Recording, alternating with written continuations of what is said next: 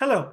In this video, we will talk about low-end product in CapSim simulation, how to manage it, how to make decisions related to it, and so forth.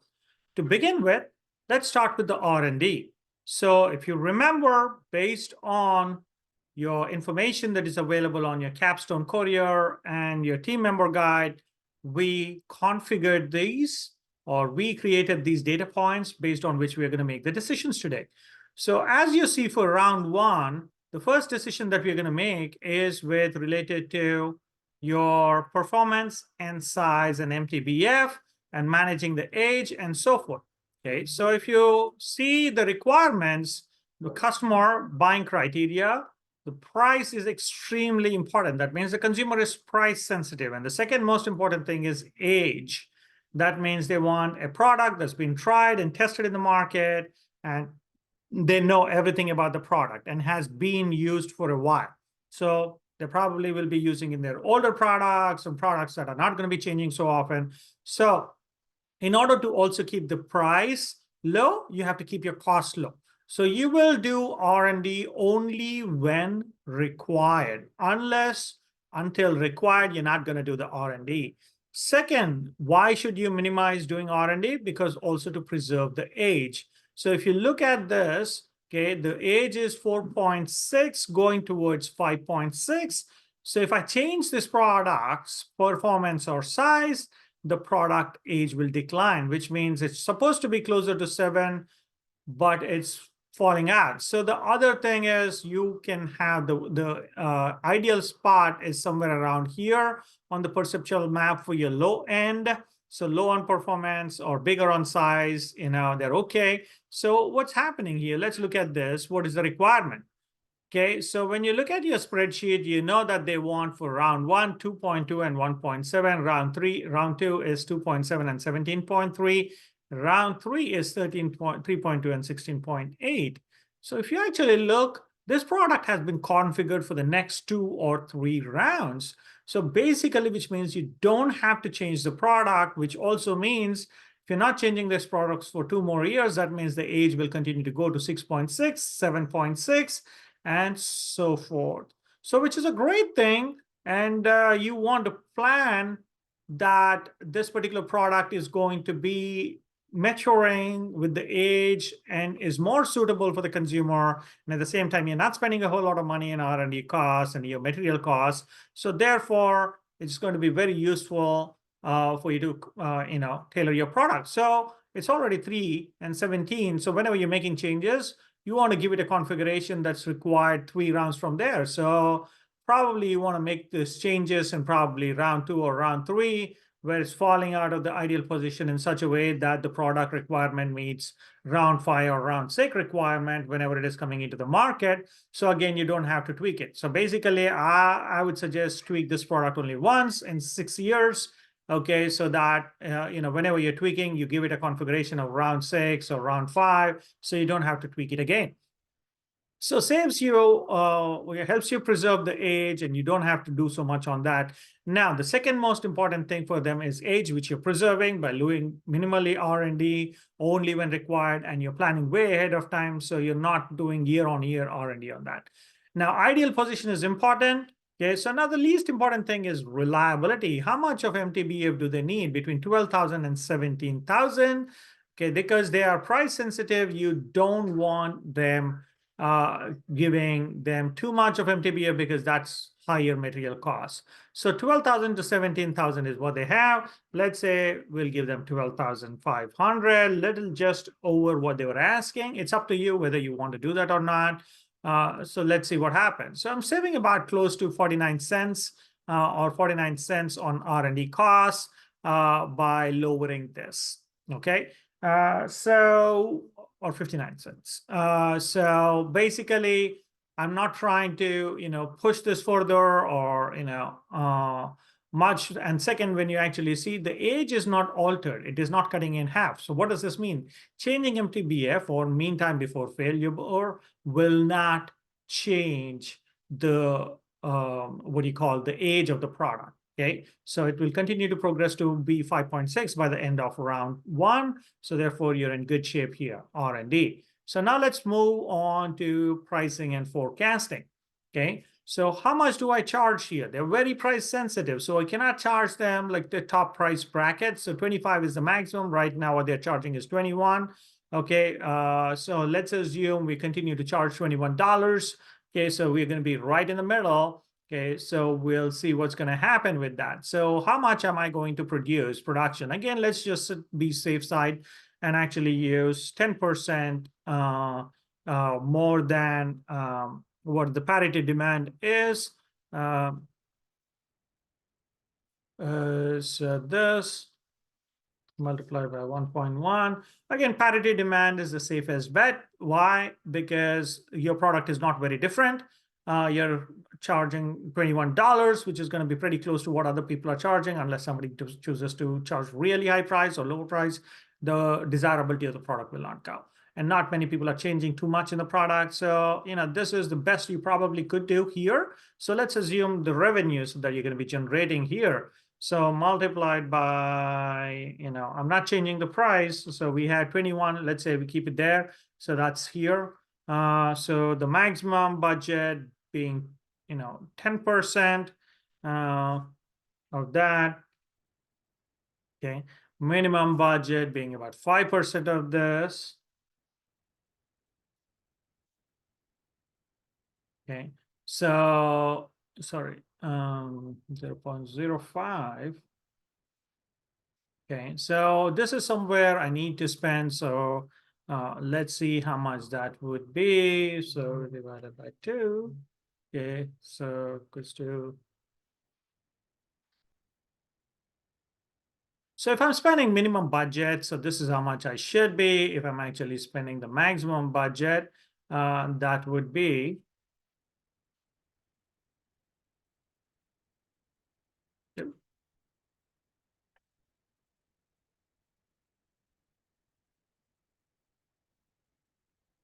So this is how much I can spend. So 17 is 9,600 and 19,260. So this is what I would recommend. So it's probably somewhere between these two is where I would be. So let's go ahead and put these numbers in. I need to share my forecasting, which is going to be 1,835. So that's my 1,835 is my forecast. Okay, so 1,835. Okay, so as I told you, benchmark prediction is useless for forecasting. This is depending on the circumstances and a whole bunch of stuff. It does not factor in any of the things that you're actually doing other than basic parameters that are put in place. Okay, now let's go to your promotions and sales. Okay, as we talked about, we'll start with 0 on all of these.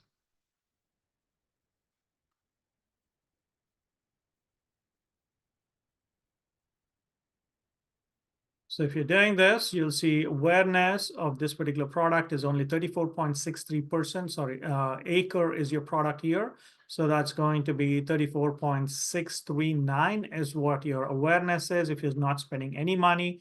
Okay, you started off with customer awareness of 52%.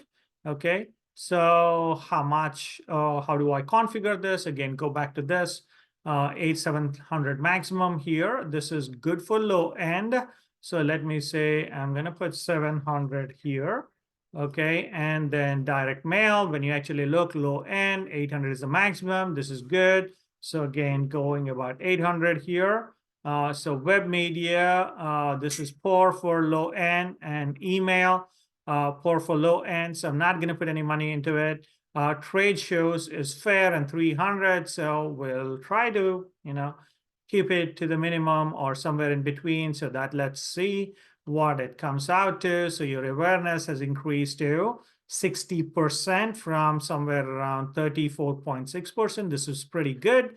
Okay, an increase of 8% from last round with spending about 1,650. So I'm not spending the maximum of 1926. I'm not spending the minimum of 963. So I'm somewhere in between. So about 7%, 8% is where 7%, I believe, is where I am right now. And that's pretty satisfying, given that this is a huge product market or a huge segment, especially given that it contributes to about 40%, close to 40% of the total industry demand. So that's why you got to preserve your investments and keep it pretty carefully in there. Okay, now that we have completed the decision making in terms of promotions, let's move on to sales.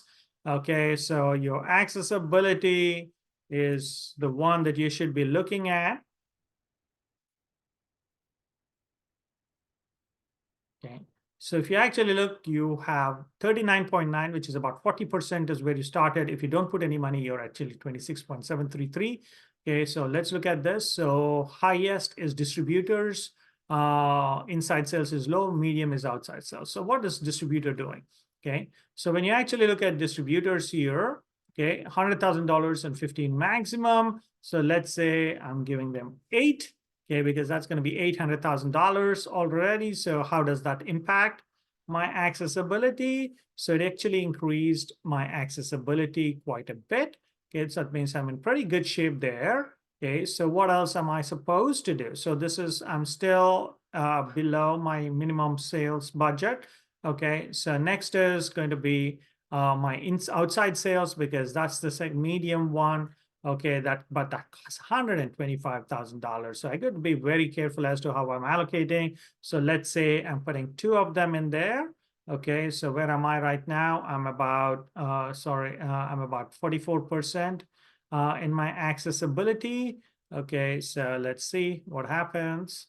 Okay, so I'm at 48% right now, or 43%. So I'm still pretty close to my low end budget of it. Okay, I spent $1,650 on this. Okay, so I'm aiming no more than that. Okay, so let's assume that we put 3 in here. Okay, that's because it's only 50,000 inside sales and 30 is the maximum. Okay, so let's see how that impacts. Okay, so it's about 49%. Okay, let's go back and see what happens if I remove that. Okay. So it was only 1% increase for $150,000 sales increase. So, I could actually put that in here. So the same $150,000, so 48.375. So let's see where that ends me up. Is in 51. So the better use of my 150,000 was in putting into outside sales rather than actually putting them into inside sales. So let's increase this by 1 more.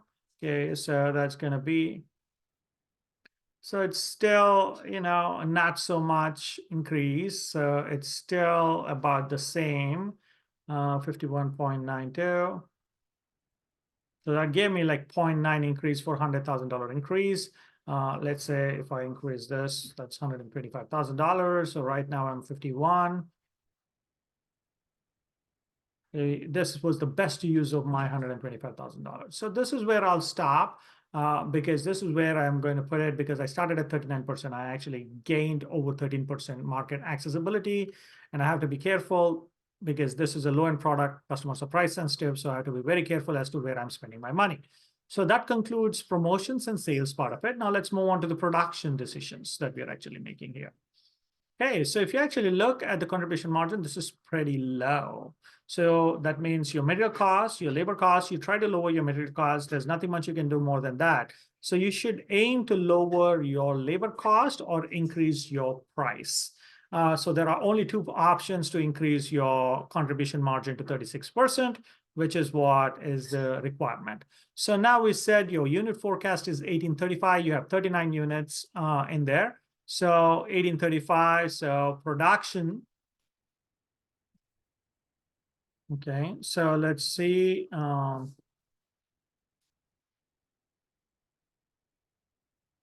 Okay, so that's going to be, okay, forecast.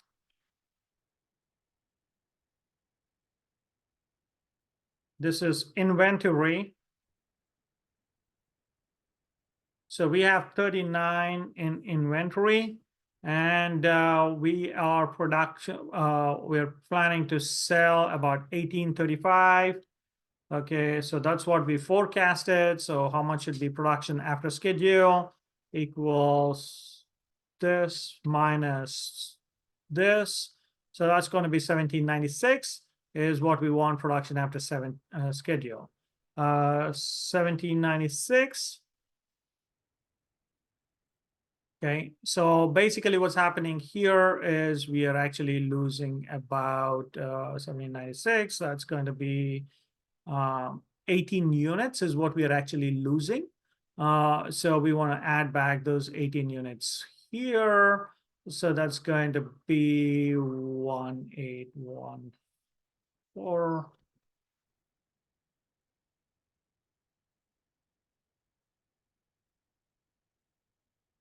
So 1796, okay, so that's exactly where we are. Production after schedule is same as what we want it to be. Okay, so this is the number that we are looking at. That's great, but this thing is low. So how do we do this? Okay, so one thing that you need to understand is you're producing into second shift. Okay, you're using second shift production about 13. The two ways to deal with this is increase your production capacity. Okay, that costs you a significant amount of money, but it's not going to significantly lower your labor costs. So what do you want to do? You want to make sure that you're actually investing in your automation. The way you should invest in your automation is try to get to 10.0 as early as possible, but you have to do it in a sequential way because you actually have limits here. Unless you're selling one of your product segments or so forth to generate cash, you don't have as much cash. So let's assume that you're okay making it 8.0. Okay, that's costing you about 16,800. That's about close to half of what you actually have. So let's say, this will actually lower your labor cost to about $3 or something, pretty close to, bringing it down. When you get to 10.0, your production cost goes down to first shift capacity, full capacity goes down to about $1.49 or $1.29. So that's going to be significant cost savings and your contribution margin will go up significantly. So now that we've established this, it's your choice whether you want to go and increase your price or keep the price same and take a lower margin. It's a judgment call. Okay, what is your approach? That's what determines what you're going to do. For now, I'm just for the ease of convenience, I'm not going to go change the price, but just to show you how this could be actually used. Let's say $1 change in price. Okay, so, you actually see that there's some decline in here, but go to your production and see, okay, that increased by about 2.6%, pretty close to, okay, or 2% of increase in there. So it's a choice. What do you want to do? Whether you want to take a higher margin this round or just say, okay, I'm going to take a hit this round, but in the next round, because my automation is coming in, my contribution margin goes up. So I'm going to leave it at 21. It's a choice that you're making. So we've already made R&D decisions, marketing, pricing, and forecasting, and promotions and sales and production. So this is it for your low-end product decision because HR and TQM and your finance decisions are collective decisions for the entire firm, not an individual product segment. So therefore, I'll discuss them in a different video. Thank you for watching. I hope this helps in understanding the low-end product and how you should be making the decisions.